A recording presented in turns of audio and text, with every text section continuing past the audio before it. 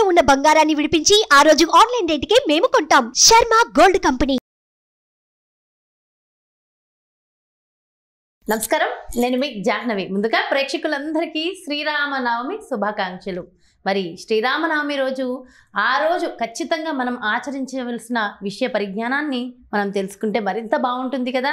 మరి శ్రీరామనవమి రోజు ఏ మంత్రాన్ని ప్రత్యేకంగా జపించాలి? ముఖ్యంగా ఇది క్రోధినామ సంవత్సరం కదా. ఈ సంవత్సరం మొత్తం బాగుండాలి అంటే శ్రీరామనవమి రోజు మనం ఆచరించవలసిన విధి విధానాలు డీటెయిల్గా మనకి ఎక్స్ప్లెయిన్ చేయడం కోసం మనతో ఉన్నారు ప్రముఖ జ్యోతిష్య వాస్తు పండితులు, జ్యోతిష్య వాస్తు శిక్షణ నిపుణులు, లలిత ఉపాసకులు, ప్రముఖ ఆధ్యాత్మికవేత్త బ్రహ్మశ్రీ నానాజీ పట్నాయక్ గురువు గారు. మాట్లాడేద్దాం. నమస్కారం గురువు గారు. శ్రీమాత్రే నమః. అయితే గురువు గారు, శ్రీరామనవమి మీకు కూడా శ్రీరామనవమి శుభాకాంక్షలు. మీకు మన ప్రేక్షకులందరికీ కూడా శ్రీరామనవమి శుభాకాంక్షలు. ముందుగా చాలా సంతోషం గురువు గారు. అయితే శ్రీరామనవమి అనగానే చాలా ప్రత్యేకం కదా. ముఖ్యంగా ప్రతి ఒక్కళ్ళు కూడా ఆ రోజు దగ్గర ఉన్న ఆలయాల్లో శ్రీరాముల వారి కళ్యాణం జరుగుతూ ఉంటుంది కదా. అసలు ఈ కళ్యాణంలో పాల్గొనాలన్నా లేదంటే ఆ రోజు ప్రత్యేకంగా మనం ఇంట్లో కూడా ఆచరించవలసిన విధి విధానాలు ఏంటి? ప్రతి ఒక్కళ్ళు ఖచ్చితంగా కళ్యాణంలో పాల్గొనాలంటారా?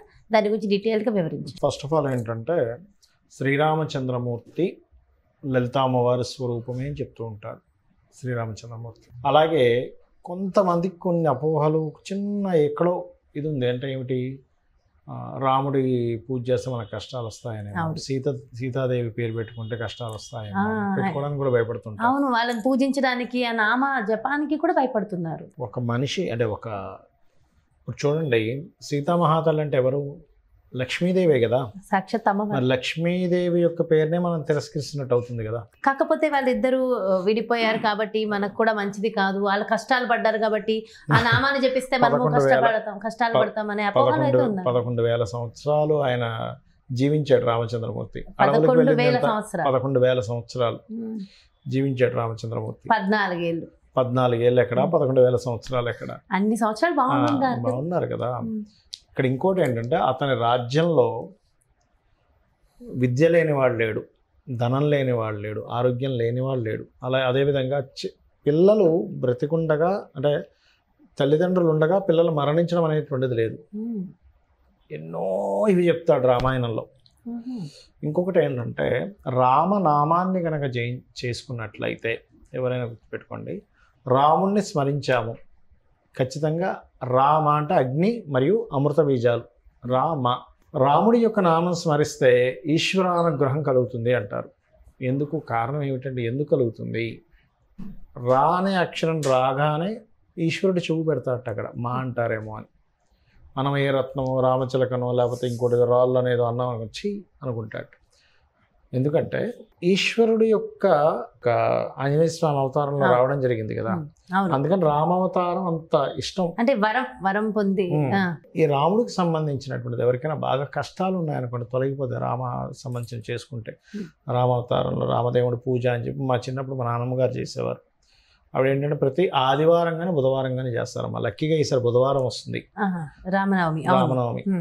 ఆది బుధవారాలు చేసేవారు మా ఇంట్లో. మాకు ఆదివారాలు ఎక్కువగా రామదేవుడి పూజ అని. చిన్నప్పుడు ఏంటంటే దానికి మన రవ్వతో చేసిన లడ్డు చేసేవారు.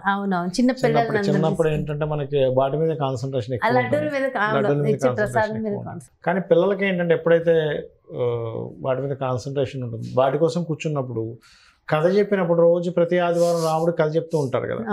చెప్తున్నప్పుడు తెలియకుండానే రాముడి మీద అలా అలా అలా అలా భక్తి పెరుగుతుంది.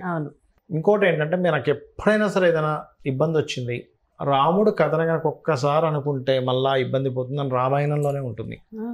ఒకసారి వీళ్ళందరూ వెతకడానికి వెళ్ళినప్పుడు ఇంక ఈ సీతాదేవి దొరికేటట్లేదు, వెనక్కి వెళ్ళడం కంటే ఇక్కడ చనిపోవడం బెటర్ అనుకొని ఒక్కసారి మళ్ళీ కథ చెప్పుకుంటారు. అంటే అలాగా దశరథ మహారాజు, అంటే షార్ట్కట్లో చెప్తున్నాను చూడండి. దశరథ మహారాజు, ఆయనకి సంతానం లేరు. పుత్రకామేష్టి యాగం చెయ్యగా 4 సంతానం కలిగారు. ఎవరు వాళ్ళు? రామలక్ష్మణ భరత శత్రుఘ్నులు. వీరు పెరిగి పెద్ద అవుతూ ఉంటే ఆ యొక్క ఈ యజ్ఞాలకి వాటికి ఆటంకం జరుగుతుందని ఆ మహర్షి వచ్చి రాముణ్ణి లక్ష్మణుని తీసుకొని వెళ్ళారు. దాని తర్వాత అక్కడి నుంచి ఆ యొక్క యజ్ఞ సంరక్షణార్థమై అది ఆ కార్యక్రమం అయిపోయిన తర్వాత యొక్క ధనుర్భంగము జరిగి సీతాదేవితో వివాహం జరిగింది. కైకేయి యొక్క కోరిక మేరకు ఈ రాముడు, సీత, లక్ష్మణుడు తండ్రి యొక్క మాట నిలబెట్టాలనేటువంటి దాంతో అరణ్యవాసం చేయడం జరిగింది. అక్కడ రావణాసురుడు వచ్చి ముందు శూర్పణఖ వచ్చింది, దాని తర్వాత రావణాసురుడు వచ్చాడు. రావణాసురుడు సీతాపహారం జరిగింది. వీళ్ళు ఈ యొక్క రామచంద్రమూర్తి సుగ్రీవుడితో స్నేహం చేయడము, వాలి వధ జరగడము, దాని తర్వాత లంకకి వెళ్ళడము, ఈ సైన్యాన్నంతా తీసుకొని వెళ్ళి అక్కడ రావణాసురుని సంహరించి వచ్చి మరలా పట్టాభిషేకం జరిగింది. ఇదంతా ఒక 1 minute అయిపోయింది కదా. ఎవరికైనా బాగా కష్టాలు ఉన్నాయనుకోండి, ఇది చేసుకుంటే ఏమవుతుందంటే ఆంజనేయ స్వామి యొక్క అనుగ్రహము, ఆ సాక్షాత్ శివుని యొక్క అనుగ్రహం కలుగుతుంది. ఆంజనేయ స్వామి ఎక్కడుంటే అక్కడ నెగిటివ్ ఎనర్జీ పోతుంది కదమ్మా. నెగిటివ్ ఎనర్జీ ఉండదు అసలు. ఆంజనేయ స్వామి తలుచుకున్నామంటే నెగిటివ్ ఎనర్జీ ఉండదు. రాముడిని తలుచుకుని రామ కథ కనుక ఎప్పుడైతే మనం అనుకుంటామో అక్కడ ఆటోమేటిక్గా నెగిటివ్ ఎనర్జీ పోతుంది. నెగిటివ్ ఎనర్జీ పోవడమే కాకుండా ఈశ్వరానుగ్రహం కలుగుతుంది. అంటే వీళ్ళు ఎన్ని కష్టాల్లో ఉన్నా చేసుకుంటే కష్టం పోతుంది. కష్టం రావడం కదా, రావడం ఉండవు. కాబట్టి ఇది ఖచ్చితంగా పాటించాలి. చేస్తూ శ్రీరామనవమి నాడు మనకు తెలుసు ప్రతి ఆలయంలోని పానకము, వడపప్పు అవే ఎందుకు ఇస్తారు? దానికి ఏమన్నా విశిష్టత ఉందంటారా?